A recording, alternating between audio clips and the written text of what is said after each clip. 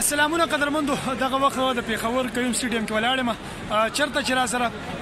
د باجوړ ګلونه ولاړ دي نن په کریم سټیډیم کې پیښور کې چې د انډر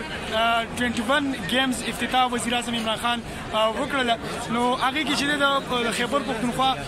د ټرایبل چې کوم ډیسټریکټ اوس زمشوي دي هغه سره چې د 35 ازلاو ځوانانو په هغه کې پارټیسپیشن او شرکت یې پکې وکړو تقریبا 26000 ځوانان چې د هغه دغه ګراوند ته راټول شوي وو په دې کې چې عمران خان دوی ته خطاب هم وکړو خو دغه هغه ځوانان دي د باجوړ دغه شان د وزیرستان له کاونسل سره ملاقات وشو دغه شان دي د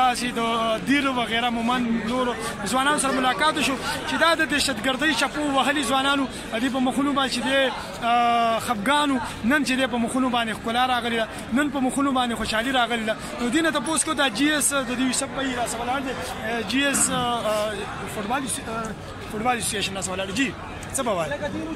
د ټول اول خو تاسو ډیره زیاته شکریا او بیا دا غنه ورسته د سپورتس ډایرکټر ډي جی او څومره زمونږ د سپورتس عمله چې دا غو ډیر زیات مشکور یم چې زمونږ د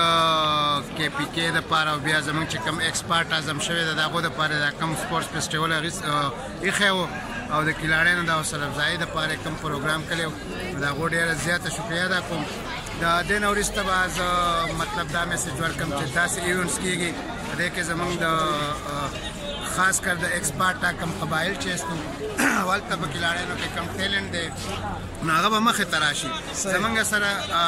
ماشاءالله په باجوړ کې داسې ټیلنټ شته په هر گیم کې چې هغه مطلب دا د نېشنل لیول باندې دغه خبره ښکاره ده چې په فاټا کې ډیر زیات ټیلنټ پروت دی نو تاسو به ډیمانډ څه کوئ ګورنمنت نه چې لکه مثال تاسو ګراوندز کې څه کمې ده څه ډیمانډ به خپل کوئ ملګری زبا یو خپل باجوړ زموږ یو پلیئر دی هغه د پراود د پاره چې موږ باجوړیان ته ډیر زیات فخر دی چې اوس په لاهور قلندر کې لوبېږي ماز نومې دی او هغه بیګا کم میچ او هغه کې دوه وکټې ماغستې وي او زمونږ امید دی چې ان شاء الله داسې پلیران به ډیر مخته راشي زمونږ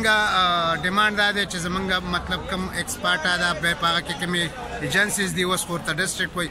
زمونږ هغه ډیر وسیع دي زمونږ مطلب یو سپورتس کمپلیکس دی هغه په یو سیټل ایریا خار کې دی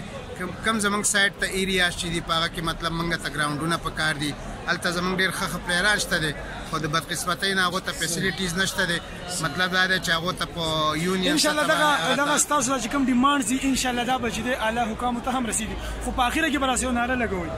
صحیح شو ټول د ټرایبل ډیسټریکټ ځوانان ناس ولاړ دي دغه ټیم د باجوړ ځوانان ناس ولاړ دي نو دغه سره چې موږ خبرې وکړلې اخره کې دغه ناره لګو دا همیشه موږ لګو پاکستان زنده‌باد پاکستان زنده‌باد پاکستان زنده‌باد ډیره مننه موږ له اجازه راکړئ خاد آباد او بریالي اوسئ